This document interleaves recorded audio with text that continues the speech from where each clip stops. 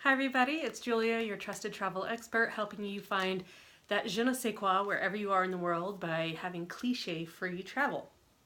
So I realized that when I rebranded last year to Travel Julia's Way, I never really defined what traveling Julia's Way means. And so I want to take the next couple of weeks to sort of explain that.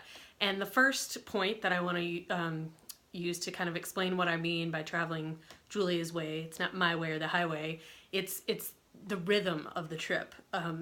Every trip has a rhythm. It's got a beginning, middle, and end. And I have some strong opinions about how you should sort of structure it.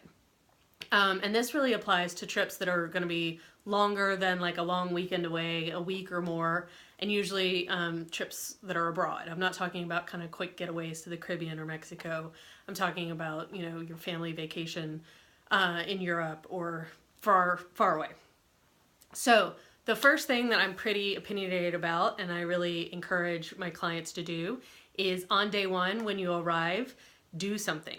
I've heard some people say like, oh, I'm going to be exhausted from the flight. I just want to check into the hotel and not do anything. Wrong. I mean, yes, you're going to be exhausted from the flight, but if you check into your hotel and take a nap and, you know, take it easy, it's going to be much harder for you to jump back in or jump forward, deal with the jet lag, and deal with the time of the destination that you're in. I also think that first afternoon that you're in a place, a first day, is a great time to get out in the fresh air. It's another thing that will help with jet lag. And when you get off the plane, yeah, you might be tired, but you're also super excited because you're in some brand new place. And so you're gonna want to go ahead and get to see parts of it.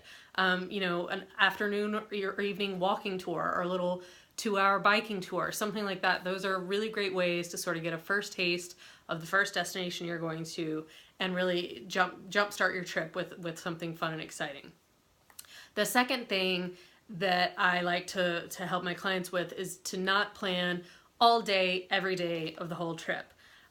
First of all, that will just exhaust you if you travel from, you know, you leave the hotel at 8 a.m. and get back to the hotel at 8 p.m. I mean, that's just crazy talk. That's not how we live our lives day to day. And if you travel that way, you'll just be exhausted by the end of your trip. And I understand that you are excited, but just sort of plan your days. Allow for, you know, free afternoon, for spontaneity, for relaxation. You know, spend a couple hours by the pool relaxing, or, you know, go find a winery to sit and wine taste the afternoon away.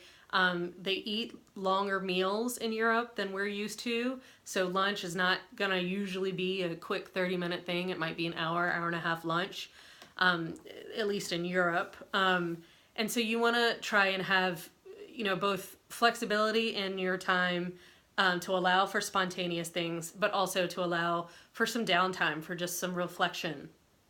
The second kind of thing about planning your time is I like to sort of front load the trip, kind of really hit the ground running, like I said, with the first day, and kind of hit the big major things early.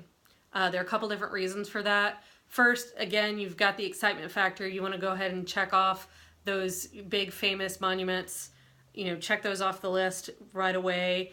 It also allows, if you plan to do them in the beginning of the trip and something goes wrong, you still have a couple days to make sure that you get to that place, get to that monument, get to that site, that kind of a thing.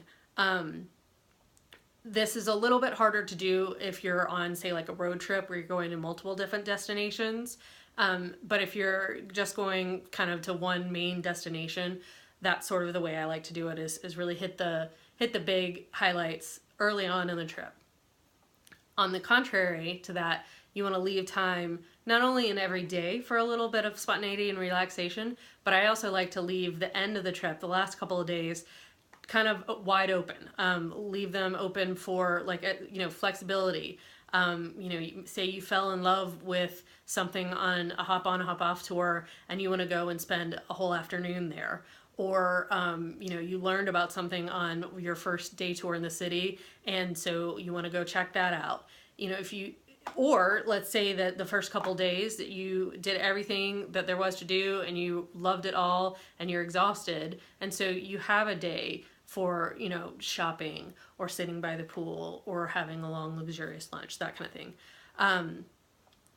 The other thing, if you are planning a sort of a road trip, I've talked about logistically how you can plan out a road trip, but the other thing that I really emphasize is that you really want to stay at least 2 nights everywhere you're going. You know, maybe if you're going to some tiny village and it's only an hour from the place that you went before and the place that you are going next, fine, that can just be an overnight. But generally, you really want to give places you know, a full 2 nights, if not 3 or 4, to really kind of get the essence of the place, do more than just the, you know, afternoon walking around of the town. So that is point number 4.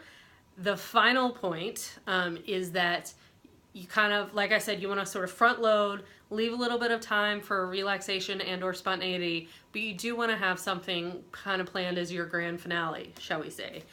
Whether it's a big performance on the last evening or a big special place that you've saved for the very end that sort of summarizes the trip, something like that. You want to try and save, you know, have a really big last grand hurrah that will really end the trip on a really high note.